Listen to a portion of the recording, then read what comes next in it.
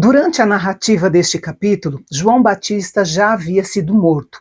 A fama de Jesus só aumentava e acabou chegando aos ouvidos de Herodes Antipas, um dos filhos de Herodes o Grande, aquele que reinava quando Jesus nasceu.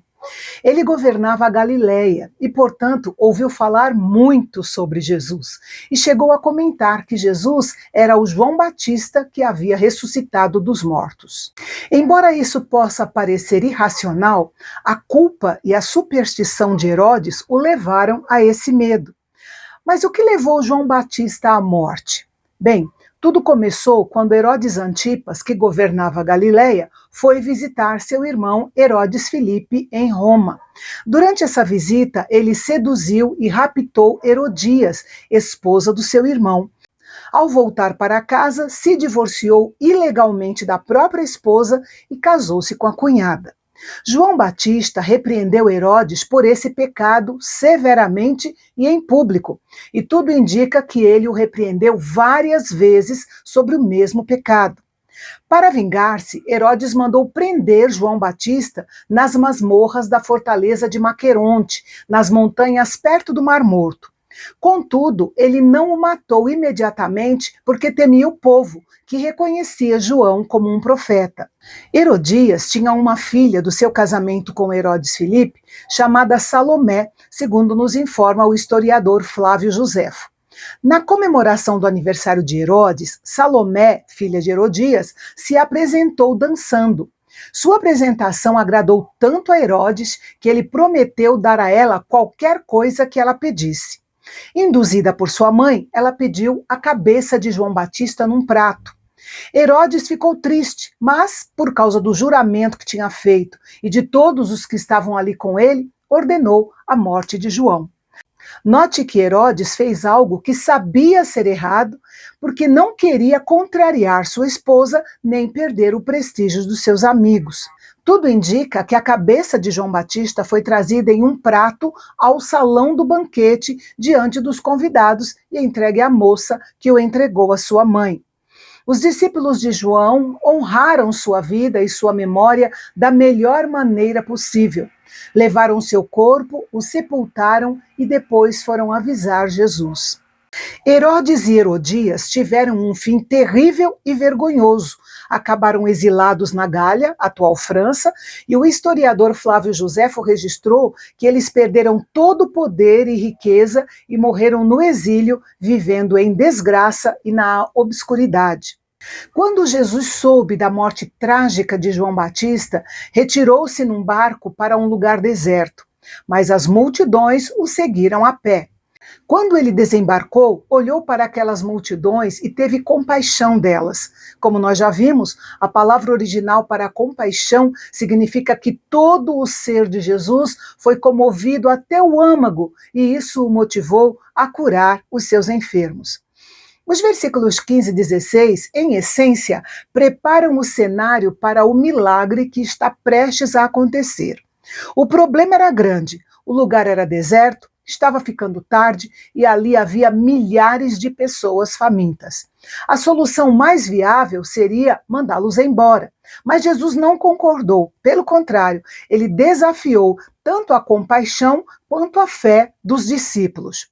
Os discípulos procuraram entre a multidão e descobriram que um menino tinha 5 pães e 2 peixes, que certamente eram pequenos e secos, como petiscos.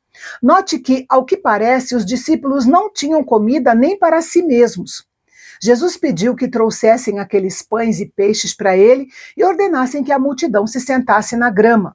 Essa ordem sugere que não se tratava apenas de colocar comida em seus estômagos. Isso poderia ser feito com todos em pé. A ideia de Jesus era garantir que a contagem e a distribuição fossem ordenadas e que todos fossem testemunhas do milagre. Além, é claro, de criar uma atmosfera de banquete e de descontração. Jesus agradeceu ao Pai pelo alimento e partiu o pão, mas foram os discípulos que fizeram a distribuição entre a multidão. Eles se tornaram os canais pelos quais o milagre se manifestou. Ninguém sabia de onde realmente vinham aqueles pães. Jesus mostrou que Deus pode prover a partir de recursos que não podemos ver ou perceber de forma alguma. Imaginamos que mais de 15 mil pessoas comeram e ficaram satisfeitas. E os discípulos ainda tiveram que tomar medidas para conservar o que sobrou, 12 cestos cheios, pois a generosidade de Deus e a nossa sabedoria em usar os recursos devem andar de mãos dadas. O milagre da multiplicação dos pães e peixes nos ensina 3 princípios a respeito da provisão de Deus. Primeiro, agradeça a Deus pelo que você tem e use-o com sabedoria. Segundo, confie na provisão e nos recursos ilimitados de Deus. E terceiro, não desperdice o que ele lhe dá. Logo a seguir, Jesus insistiu com seus discípulos para entrarem no barco e atravessar para o outro lado do mar, enquanto ele despedia a multidão. Ele fez isso porque queria ficar sozinho para orar, queria descansar um pouco e também porque queria que a multidão se dispersasse para evitar um alvoroço messiânico. Depois que a multidão se dispersou, Jesus buscou a solidão no monte para orar. Este ato demonstra a prioridade de Jesus. Após um dia exaustivo, com a notícia da morte de João Batista, a chegada dos discípulos e a alimentação de milhares de pessoas, ele intencionalmente buscou a comunhão solitária com o Pai antes de prosseguir com seu ministério. Quando o sol estava se pondo, lá estava Jesus orando, e ali ele ficou por horas. Enquanto Jesus orava no monte, os discípulos enfrentavam uma crise no meio do mar. Começou uma daquelas tempestades repentinas no mar da Galileia, mas dessa vez Jesus não estava no barco. Quando já era madrugada, Jesus foi ao encontro deles. Isso significa que os discípulos estiveram no mar, lutando contra o vento contrário e as ondas, por um período de pelo menos 9 a 12 horas, para percorrer uma distância que, em condições normais, levaria poucas horas. Jesus chegou de um jeito inusitado, andando sobre o mar revolto na escuridão da noite. Eles ficaram tão chocados que gritaram de medo, pensando que era um fantasma. Mas Jesus imediatamente se identificou, dizendo: "Não tenham medo, sou eu."